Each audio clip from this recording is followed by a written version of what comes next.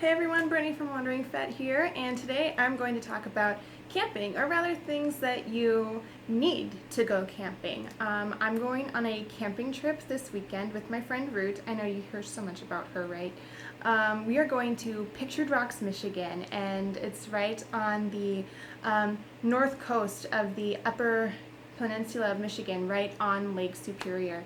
So it's going to be beautiful. I've never been camping before, like not really. Like I've done like campground camping, like at an amusement park, but that's it. I've never gone camping, and certainly never as an adult where I have to do everything myself and set up a tent and feed myself and all of these things. And so I'm really excited for this. I'm not sure how well it's gonna actually go. All things considered, I've never been a big outdoorsy person, but I am determined to broaden my horizons and become more comfortable with nature and the outdoors, because nature is really beautiful and it does really personally move me, and I'd like to be comfortable enough to go out into it more and more to reconnect with myself and with nature and, just kind of reset. So today I'm going to talk about things that you need to go camping. I had a great time trying to research and figure out what do I need. I got about as far as, well, I know I need a tent, and it stopped there. So all my friends that have been camping were just like, oh man, you got a lot to learn, honey. So first off, we got the tent. I bought a new tent, and me and Root set up the tent on Macalester College's campus, our alma mater. It's like right up the road a few blocks. And the first round was a disaster. It took probably like 15-20 minutes to set it up the first time. I was like ready to break down. I flopped on the ground and like was just like staring dejectedly at the grass underneath me and was like, we look so stupid. Why can't I get this? We're gonna look so stupid at the campground and everyone's gonna laugh at us, and why am I doing this again? And then Root somehow convinced me to set it up a second time, and it went way faster. It took us like 5 minutes that time to get it set up. So I feel a lot better. I do have a picture here of us setting up. Unfortunately, it's not with the tent actually completed. It's still flat on the ground, but to show you that, hey, look, we did actually do this. As far as other things go, we are going to be doing a lot of hiking, and I don't have any proper hiking shoes, so you need to get things like hiking boots. I just ordered these, and they came in a few days ago, and I'm really excited. I was kind of a little close. No time to break them in, but hiking boots, really important.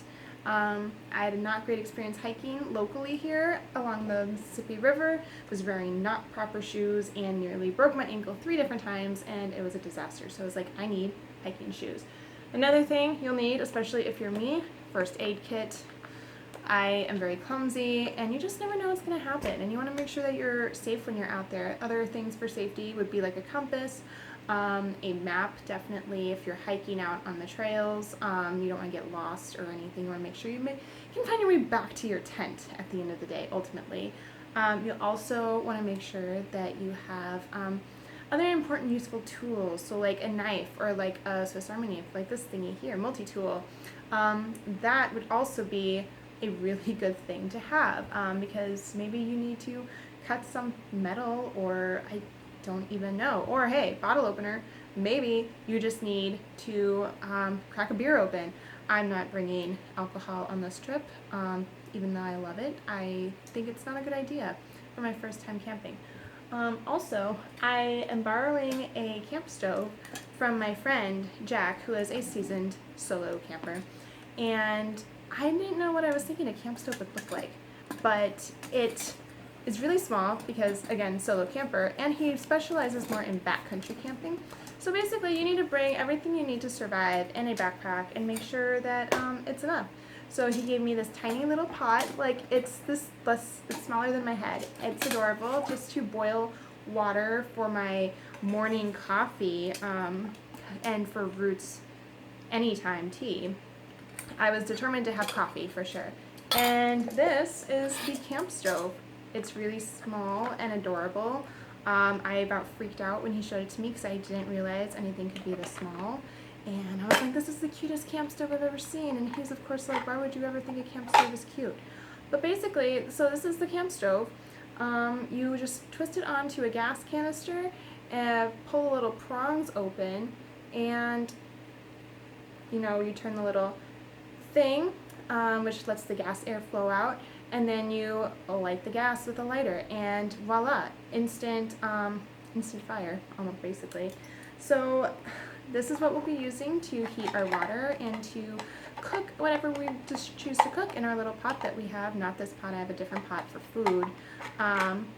And so we'll have actual food. Like, we were going to sandwich it the whole weekend because I didn't think I was going to have a camp stove. But now we have one, and we're going to be able to cook and eat real food, and it's going to be fabulous. I didn't bring much of anything else out. My stuff is kind of all over the place and in a backpack. And, oh yeah, I got a special backpack that folds up real small and is more made for hiking and camping, because my other backpack is more of a school backpack. And, I just really wanted something, that would work.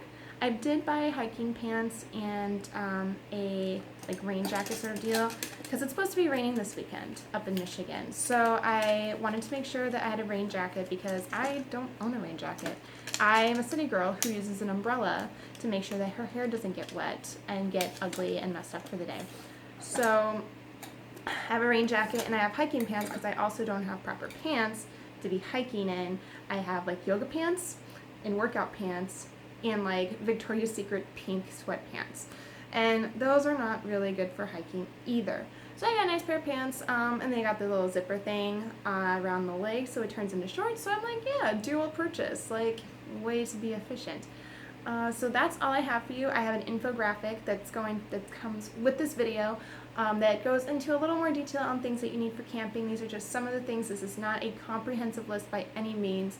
I just really wanted to show you guys my swag, my camping swag, and that I'm really excited to use, and just kind of let you know how excited I am for this weekend. It's going to be a disaster, I think, considering I don't know what I'm doing and Root doesn't really know what she's doing.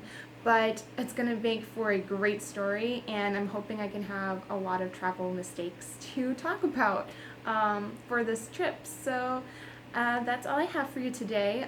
If you haven't followed me already, you should follow me on social media, and also you should sign up for my newsletter. I'm doing a weekly email newsletter now, directly from my website. So just go to my website at wanderingfet.com, and there will be a pop-up asking you to sign up for my email newsletter. You should get that for sure. It gets sent out every Wednesday. You'll get the skinny on all the blog happenings from the last week, and get little tips here and there of what I may be up to in the future. It's really fun. So follow me, sign up for my email newsletter, and I will have a follow-up video after my camping trip to lay in to you guys all of the dirty, messy details of my camping trip, and whether it was a success, a disaster, or just kind of mess. So thanks for watching, everyone. Again, I'm Brittany from Wandering Fet. Catch you next time.